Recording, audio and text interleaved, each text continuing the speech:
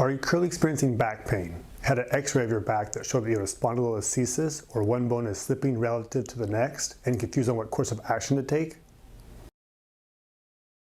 Hey everyone, this is Dr. Zachary here at Performance Sport and Spine, and today's video we're discussing back pain in relation to spondylolisthesis and how this is a classic example of how an x-ray doesn't show the whole clinical picture. So this condition can affect either your low back or your neck. But in this video we're discussing the low back, or your lumbar spine, which is comprised of 5 different joints, L1 through L5. Each bone has a body and a posterior element called the pars articularis. And then what can happen is through either congenital issues or degeneration over time, these can either break or wear out and potentially cause problems. But it's important to note that this only accounts for about 2 to 6% of all back pain. So at this point you may be kind of confused or worried and say, well man, my back is broken. What am I supposed to do besides surgery? Well, I'm going to explain why this condition is not nearly as scary as it appears at face value. And even with this issue, your back can still be strong and resilient and you can still do the things you want to do. And then make sure to like our video and subscribe to our channel and turn on notifications so you can catch all the latest content. So this condition most commonly affects the L4, L5 or the L5S1 joint. And if it's one-sided, the bone won't slip. But in some cases, when it's both-sided, the bone can slip. And again, this sounds scarier than it is, and we'll explain this in more detail later. And why this isn't really a problem is that even though the bones may be damaged, the spine is comprised of bones, ligaments, tendons, and muscles, and the latter 3 aren't damaged, which keep the spine stable and strong. So this paper looked at 30 individuals and then followed up with them 45 years later. And what they found was that the slippage slows down as we age and stops at 50 years old. And this is probably due to fusing of the growth plates. And that the bilateral pars defects, when both sides are affected, their pain was similar to the general population, and only a very small percentage of them developed symptomatic cases. And then they further went to say that there was no justification for general advising children or adolescents in low-grade spondylolisthesis not to participate in competitive sports. The number one thing to take away from this video is not if you have this condition, but to make sure it's not progressing. And most of the time it does not progress with people. So what does this condition feel like? Well, it's typically localized intermittent pain. It's often worse with walking and throughout the day. Pain is often worse with forward bending or extending of that segment. People may find some relief in the supine or laying on your back position. And then sometimes this pain will refer down into the thighs or the buttock region. And then in more severe cases, the bones can start irritating the nerves, causing leg symptoms. And often this diagnosis is hard to do until that stage happens. This condition is defined as when one vertebral body slips with respect to the adjacent vertebral body, causing back and or leg symptoms. It's also been found that stationary cycling is a great option for this condition, as it helps build up the leg strength and puts the spine in a flexed position, which can help relieve some symptoms.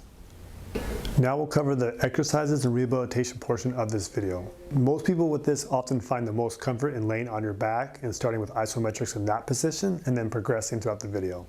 But you may want to find your current entry point for your current conditions. So the dead bug 0.5. So we're going to lay on our back with our knees bent and our arms above our shoulders. Lift one leg up into a 90-90 position. Press out to your parallel to the floor and then return to the starting position.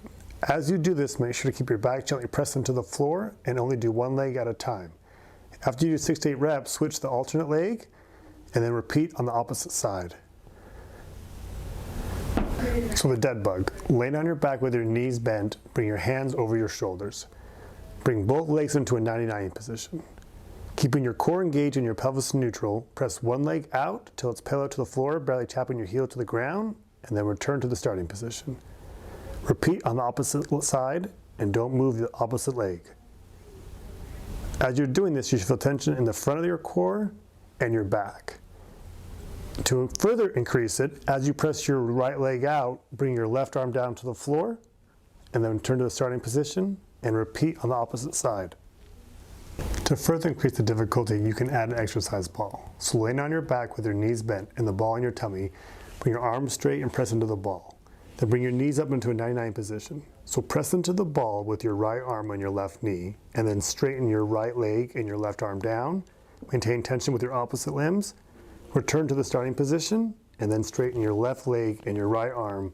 And again, maintain tension on the ball, feeling the core in the low back, and then repeat on the opposite side. making sure to pause for 1 second in that down position and maintain slow, controlled movement. So laying face down on the floor with your arms and legs straight, use your low back muscles to lift your torso up to a tolerant position and then hold.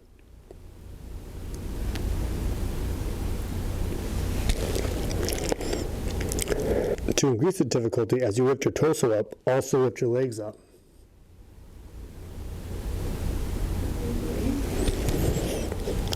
To further increase the difficulty, place your arms over your head and then lift your legs and arms up and hold the tolerance. You should feel tension over your low back.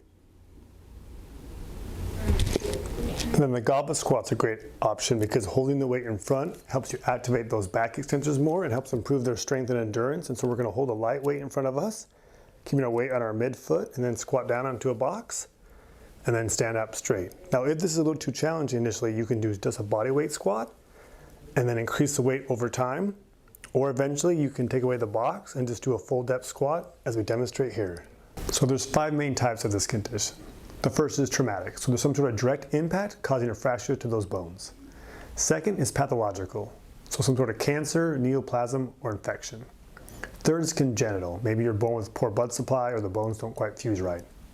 So the next 2 types are the most common. So the 4th type is isthmic, and this is probably due to repetitive microtrauma of flexing and extending your spine.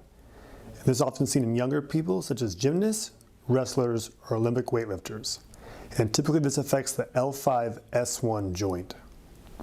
And then type 5 is degenerative, and this is due to facet or disc degeneration over time. And this typically affects people over the age of 50 and at the L4-L5 joint. And then this condition is broken down into 5 different grades. So grade 1, which is the most common, and it accounts for 75% of all this, is less than 25% slippage of the adjacent vertebral body. Grade 2 is 26 to 50%. Grade 3 is 51 to 75%. Grade 4 is 76 to 100%. And then grade 5 is greater than 100% slippage. For clinical diagnosis of this condition requires x-rays. So lateral films and then lateral flexion extension can help show how much slippage is happening. And then MRI is helpful for looking at soft tissues or neural structures. So surgery, when is it applicable? It turns out only 10 to 15 cases will probably require surgery.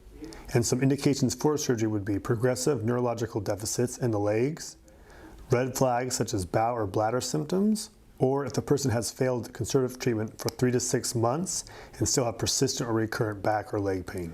Thank you for watching our video on spondylolisthesis. For most people with this condition, they can live a normal life. And we hope this gives you some clarity on what you can do and what you shouldn't do. If you did find this video helpful, please like it and subscribe to our channel. And don't forget to check out our other videos.